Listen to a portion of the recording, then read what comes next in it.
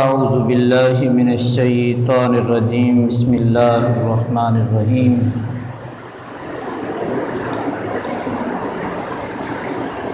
الحمد للہ رب العالمین والعاقبۃ للمتقین والصلاة والسلام علی سید الانبیاء والمرسلین وعلى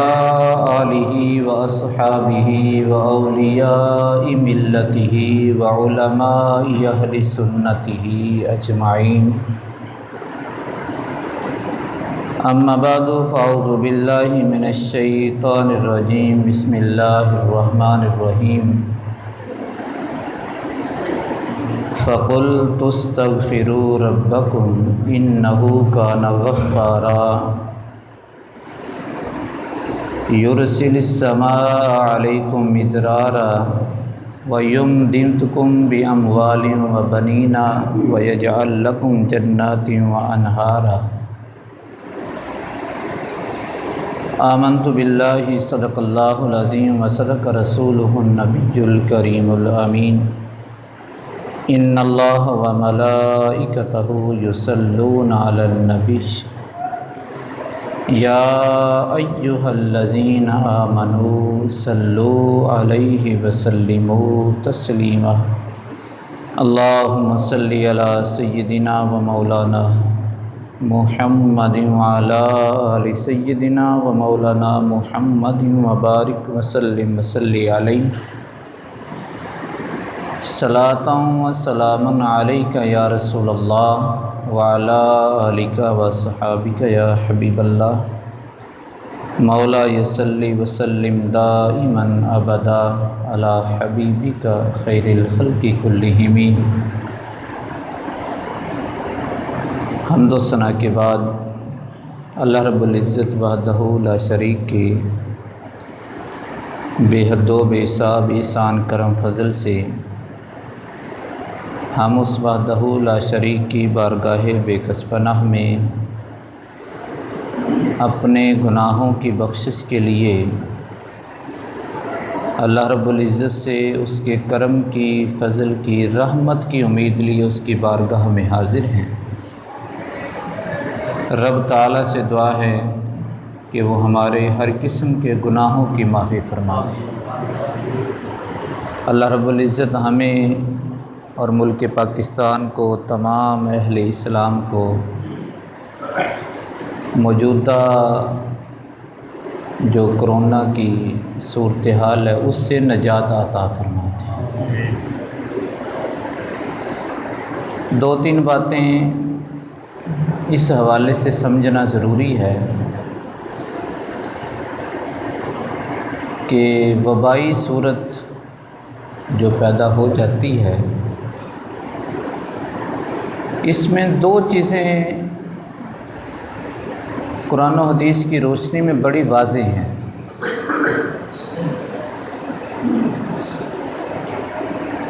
ایک تو کوئی بھی بیماری ہو یا وبا ہو، اس کے بارے میں یہ یقین رکھنا کہ رب تعالیٰ چاہے گا تو ایسا ہوگا وگرنہ نہیں ہوگا، اور دوسری یہ بھی ضروری ہے کہ جو کچھ احتیاطی تدابیر کوئی مسلمان کر سکتا ہے اس کو کرنی چاہیے۔ آقا کریم صلی اللہ علیہ وآلہ وسلم کے پاس ایک صحابی ملنے کے لیے آئے۔ آپ علیہ السلام نے پوچھا تمہاری سواری کدھر ہے؟ تو انہوں نے بتلایا باہر اللہ کے بھروسے پر چھوڑ آیا ہوں، دروازے کے باہر۔ آپ علیہ السلام نے فرمایا پہلے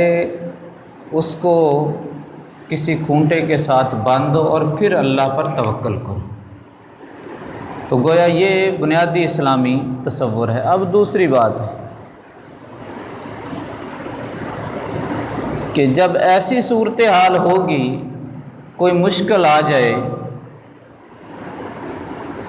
کوئی بیماری آ گئی، پریشانی آ گئی، آزمائش آ گئی، تو تو وہ ٹلے گی کیسے؟ اس کے بارے میں قرآن و حدیث کیا کہتے ہیں؟ اور یہی وہ بنیادی بات ہے جس پہ اس وقت علماء کرام کا اور باقی لوگوں کے نقطہ نظر میں تھوڑا سا فرق نظر آ رہا ہے۔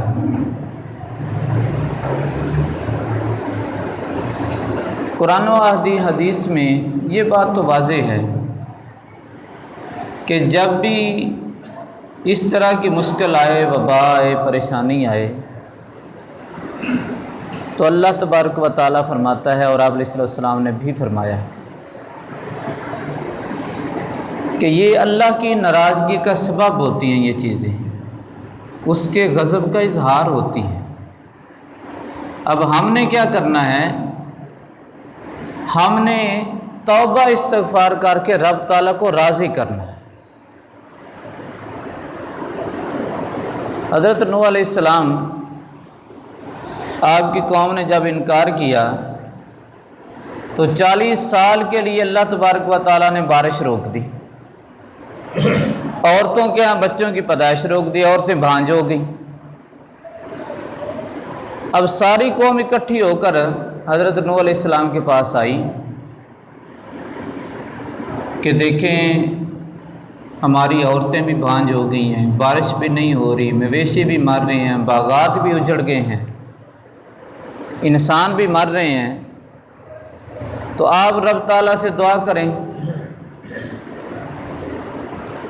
تاکہ ہماری یہ مشکل حل ہو۔ تو قرآن مجید فرقان حمید نے اس کو بیان کیا ہے۔ رب تعالیٰ فرماتا ہے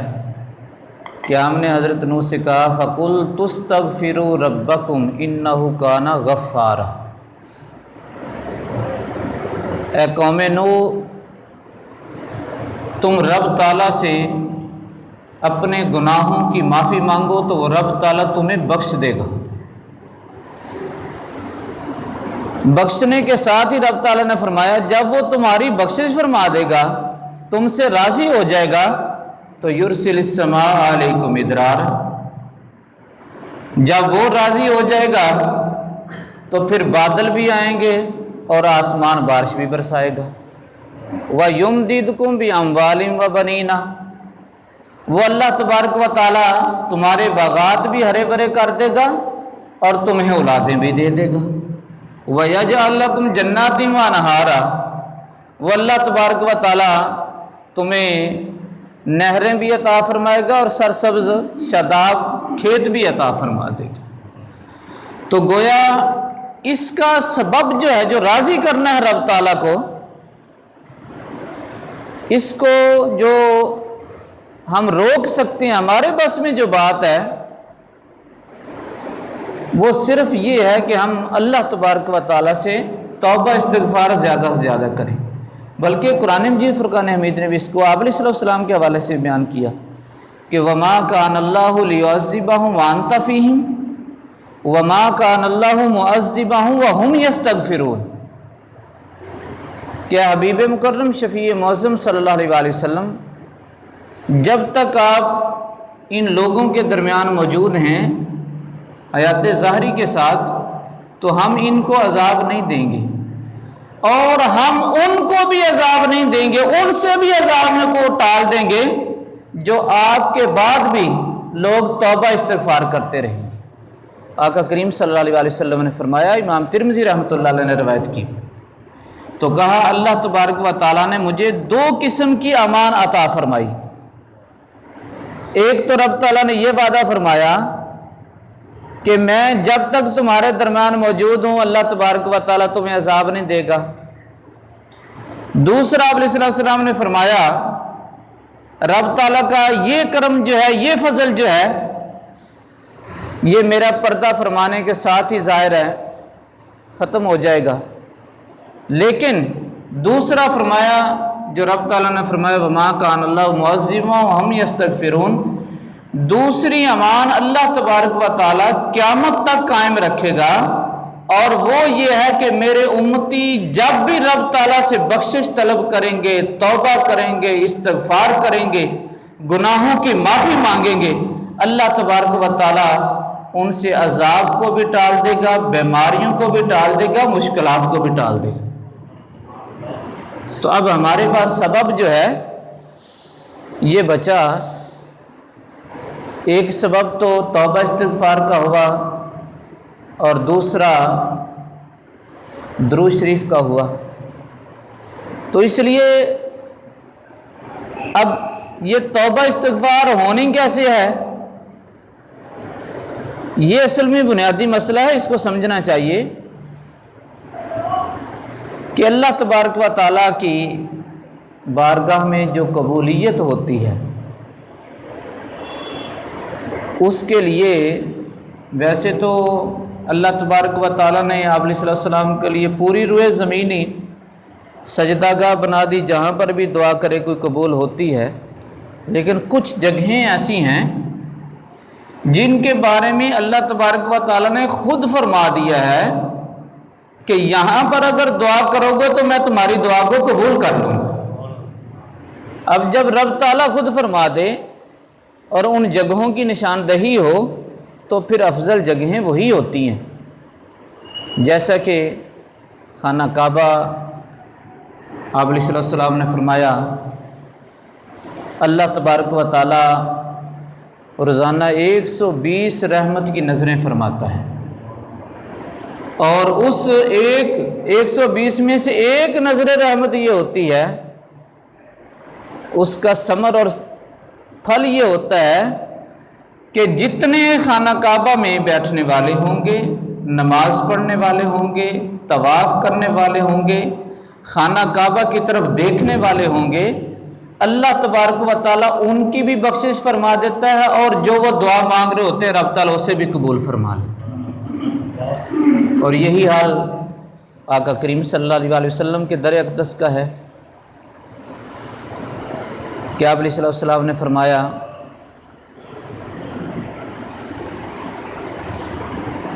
کہ جو بھی میرے پردہ فرمانے کے بعد میری قبر کی زیارت کو آئے گا، قیامت کے دن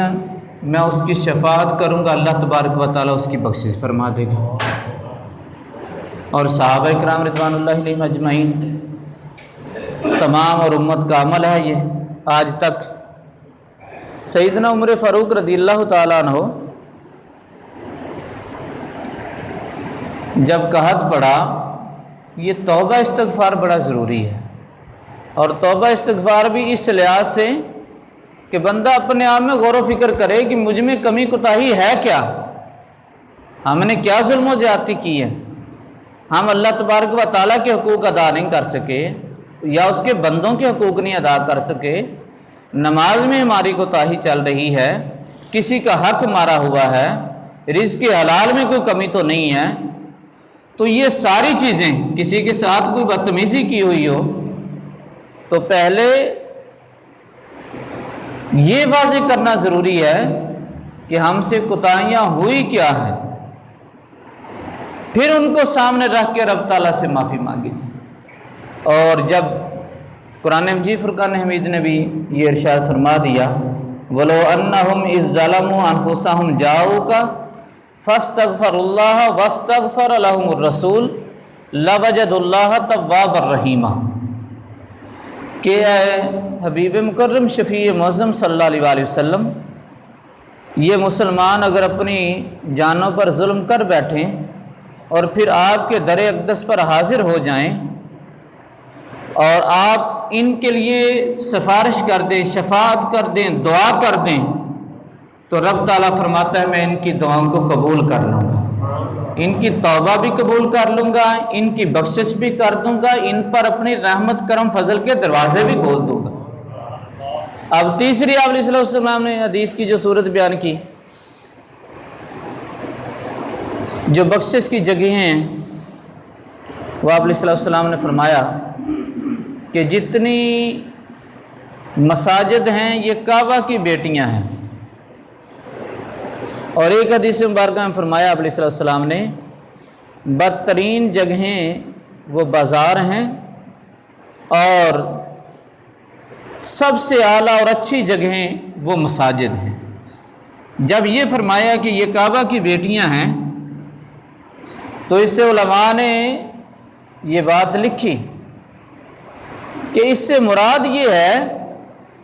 کہ رب تعالیٰ جو 120 نظریں رحمت کی نظریں کعبہ پر ڈالتا ہے اس کا حصہ ہر مسجد والوں کو ملتا ہے، وہ دنیا بھر میں جہاں پر بھی بیٹھے ہوں گے تو اللہ تبارک و تعالیٰ ان کی بخششیں فرمائے گا، ان پر اپنی رحمت اور فضل اور کرم فرمائے گا۔ اب اس لیے یہ بنیادی حکم ہے شریعت کا کہ سنت نفل تو ویسے بھی یہ صرف یعنی بیماری کی صورت نہیں، عام حالت میں بھی وہ زیادہ ثواب یہی ہوتا ہے کہ بندہ گھر سے ہی وضو کرے اور اپنے گھر میں ہی سنتیں پڑھے، اور فرض جو ہے یہ مسجد میں پڑھے۔ سنتیں اور نفل گھر میں پڑھنا زیادہ ثواب کا باعث ہے، اور فرض جو ہے یہ مسجد میں پڑھنے کا زیادہ ثواب ہے۔ لیکن جو اگلی بات ہے، فرض پڑھنے کے لیے اگر کوئی بندہ آیا ہے تو شرعاً اس تندرست بندے پر مسجد کا دروازہ بند نہیں کیا جا سکتا، یہ حکم شرعی ہے، یہ رب تعالیٰ کا حکم ہے، یہ آقا کریم صلی اللہ علیہ وسلم کا فرمان ہے۔ اس لیے کسی بھی طور پر وہ بندہ جو بیمار ہے، اس کی علامات ساری چیزیں واضح ہو چکی ہیں، اس کو تو شرعاً روکا جا سکتا ہے۔ آپ علیہ السلام نے برس کے مریض کے بارے میں فرمایا کہ وہ مسجد میں نہ آئے یا اس سے دور رہو، سیدنا عمر فاروق رضی اللہ تعالیٰ عنہ نے اس سے روکا۔ لیکن تندرست آدمی جو ہے اس کو مسجد آنے سے روکا نہیں جا سکتا فرض پڑھنے کے لیے، یہ اللہ تبارک و تعالیٰ کا حکم ہے، اس کے رسول کا حکم ہے، اور یہ حکم چونکہ قطعی ثبوت اور قطعی دلالہ ہے، اس پہ ایک نہیں 20 آیات ہیں۔ مطلب فرمایا وَرْكَعُوا مَعَ الرَّاكِعِينَ کہ نماز جماعت کے ساتھ ادا کرو۔ پھر فرمایا وَمَنْ أَظْلَمُ مِمَّنْ مَنَعَ مَسَاجِدَ اللَّهِ أَنْ يُذْكَرَ فِيهَا اسْمُهُ۔ اللہ تبارک و تعالیٰ نے جہاں پر شرک کا ذکر کیا وہاں پر فرمایا إِنَّ الشِّرْكَ لَظُلْمٌ عَظِيمٌ، شرک جو ہے یہ بہت بڑا ظلم ہے۔ لیکن یہاں پر سیگا وہاں پر تو صرف ظلم کا کہا، یہاں پر تفضیل کا استعمال کیا کہ وَمَنْ أَظْلَمُ مِمَّنْ مَنَعَ مَسَاجِدَ اللَّهِ کہ سب سے بڑا ظالم فاسق وہ ہے کہ جو مسجدوں میں رب تعالیٰ کی نمازیں پڑھنے سے روک دے۔ تو گویا یہ حکم شرعی ہے، اور اس میں پھر ایک نہیں آیات بلکہ 29ویں پارے میں بھی پھر ان کو بار بار ذکر کیا، اور منّا للخیر کے تحت ذکر کیا، بلکہ فویل للمصلین الذین هم عن صلاتهم ساہون کہ ان کے لیے وعیدیں اور جہنم کی بھی وعیدیں سنائی کہ جو کوئی اسے روکنے کی کوشش کرے گا۔ ہاں یہ علیحدہ صورت ہے، اگر کوئی خوف محسوس کرتا ہے یا سمجھتا ہے کہ مجھ میں بیماری ہے تو وہ اگر ایسی صورتحال میں گھر میں نماز پڑھتا ہے تو اس نے جو مسجد میں آ کر باجماعت نماز پڑھنی تھی وہ چھوٹی ہے تو وہ اس سے گناہ گار نہیں ہوگا۔ لیکن یہ بھی ہمیں ذہن میں رہنا چاہیے کہ آپ علیہ السلام سے پوچھا گیا کہ یا رسول اللہ صلی اللہ علیہ وسلم کہ میرا ایک اونٹ ہے اس کو خارش لگ گئی ہے، تو اگر دوسرے اونٹوں سے ملے گا تو دوسروں کو بھی خارش لگا دے گا،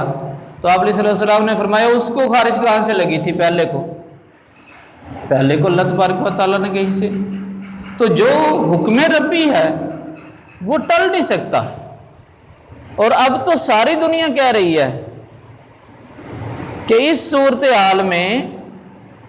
وہی لوگ بچ رہے ہیں جن کی روحانی قوت اعلیٰ ہے، اور روحانی قوت کیا ہے؟ وہ صرف ایک جملہ ہے کہ جو کچھ کرنا ہے وہ ہمارے رب نے کرنا ہے۔ وہ رب بیماری دے دے، وہ رب صحت دے دے، لیکن ہم اپنے گناہوں کی معافی مانگتے ہوئے رب تعالیٰ سے یہ امید کرتے ہیں، یہ توقع رکھتے ہیں کہ رب تعالیٰ ہمیں شفا فرمائے گا، رب تعالیٰ ہمیں محفوظ فرمائے گا۔ یہ بھی حدیث مبارکہ امام ترمذی رحمۃ اللہ علیہ نے روایت کی۔